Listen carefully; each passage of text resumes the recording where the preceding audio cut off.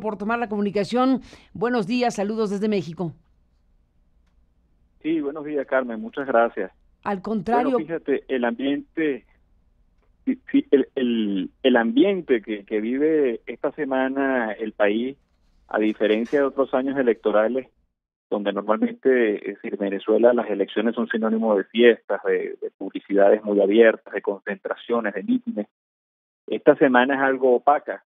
Lo que podemos ver es una gran propaganda del gobierno nacional, de los otros candidatos una propaganda muy escasa, pero las concentraciones, mítines, a nivel de todos los candidatos han sido muy pobres, y es especialmente por la situación económica y social del país, el índice de pobreza, la conflictividad del transporte. Es decir, hoy la gente ir a una concentración, una manifestación pública, la verdad es que lo piensa mucho.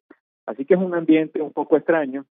Sin embargo, los últimos estudios de opinión de varias encuestadoras del país, teniendo en cuenta que las encuestadoras pueden tener grados de error, pero las encuestas han demostrado esta última semana que la participación pudiera estar incrementándose para el día domingo. Inclusive algunas señalan que pudiera superar el 60% de participación, solamente que esa participación estaría dividida en tres lotes. La primera opción, de acuerdo a muchas encuestas, es para Henry Falcón, que superaría al candidato oficialista en unos 8 a 10 puntos. La segunda opción sería para Nicolás Maduro y la tercera opción sería para un candidato que ha surgido en estos últimos meses, un ex pastor evangélico llamado Javier Bertucci. eso digamos que sería lo que se perfila a través de una encuesta independiente. Sí, varias encuestas independientes del país han mostrado estos resultados. Como repito, las diferencias entre un candidato y otro son muy escasas. La mayoría de las encuestas muestran a Henry Falcón quizás con unos 38, 40 puntos, pero enseguida viene el candidato oficialista con unos 32 puntos, y después el candidato o el pastor evangélico vendría con unos 10 a 15 puntos. Por supuesto, hay un margen de personas que ronda entre el 12 y el 15% que no contesta, que no dice saber todavía si tiene un candidato escogido todavía o no. Entonces, claro, los márgenes de error y la diferencia entre los no contestas hace difícil, por supuesto, predecir un resultado para el día domingo. Y por supuesto, a todo esto se añade, ya es conocido, que el gobierno venezolano utiliza mecanismos de control social muy contundentes, muy fuertes, entre ellos uno llamado Carnet de la Patria, que es una especie de sustituto o paralelo a la cédula de identidad venezolana, y mediante ese Carnet de la Patria fiscalizan todas las personas que tienen bonos o beneficios sociales, para lo cual el gobierno lo usa mucho para llevar a la gente a votar. Recordemos que en Venezuela el voto no es obligatorio, es facultativo. Sin embargo, el gobierno, a través de todos los recursos del Estado, moviliza a las personas y utiliza esta herramienta del Carnet de la Patria como un chantaje. Inclusive es algo público, notorio.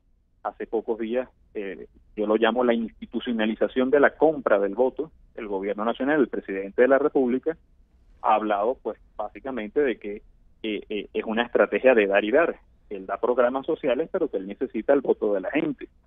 Entonces, es abiertamente un delito electoral. Sin embargo, el Consejo Nacional Electoral no ha actuado frente a este ventajismo increíble del presidente de la República.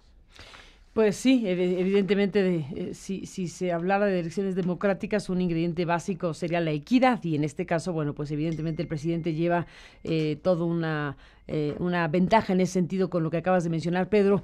Está esta gran cuestión que te pregunto cómo se resolvió o cómo se está resolviendo de participar o no participar, no solamente como votante, sino como candidato o candidata para validar o no validar un ejercicio electoral que ha sido cuestionado desde el origen.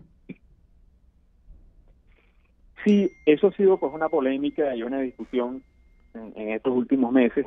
La Mesa de la Unidad Democrática, que agrupa a los principales partidos de oposición del país, han decidido no participar en el proceso y han llamado militantemente a no votar un candidato, que es el que también proviene de las filas de la Unidad Democrática, que Henry Falcón decidió abrirse en otra postura.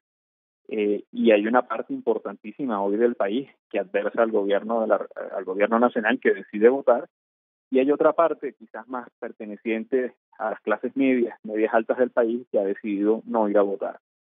Sin embargo, las últimas encuestas de opinión que han salido en el país, creo que han llamado la alerta de muchos dirigentes de la Mesa de la Unidad Democrática, porque si la participación electoral supera el 60%, pudiera la Mesa de la Unidad verse bastante afectada, más allá de que gane Henry Falcón o pierda Henry Falcón. Si los resultados no están viciados, es decir, si no ocurre una manipulación de votos en la mesa, más allá del ventajismo que ha ocurrido en estos meses, si no ocurre manipulación de votos y la participación supera el 60-65%, sin duda alguna la MUD va a ser el gran derrotado de este escenario electoral, porque la gente, a pesar de su llamado, la gente fue a votar. Así que el escenario del 21 de mayo en Venezuela es muy complejo, dependiendo de quién gane o quién no gane y cuál va a ser la postura de los actores políticos frente al resultado electoral. Creo que es una fecha decisiva en el proceso político de los últimos 20 años.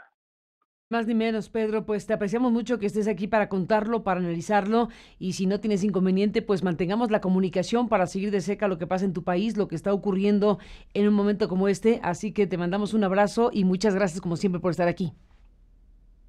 No, muchas gracias a ti, siempre a la orden. Gracias, Pedro. Afonso del Pino, importante analista político y abogado constitucionalista que forma parte también de la Universidad Central de Venezuela. Gracias.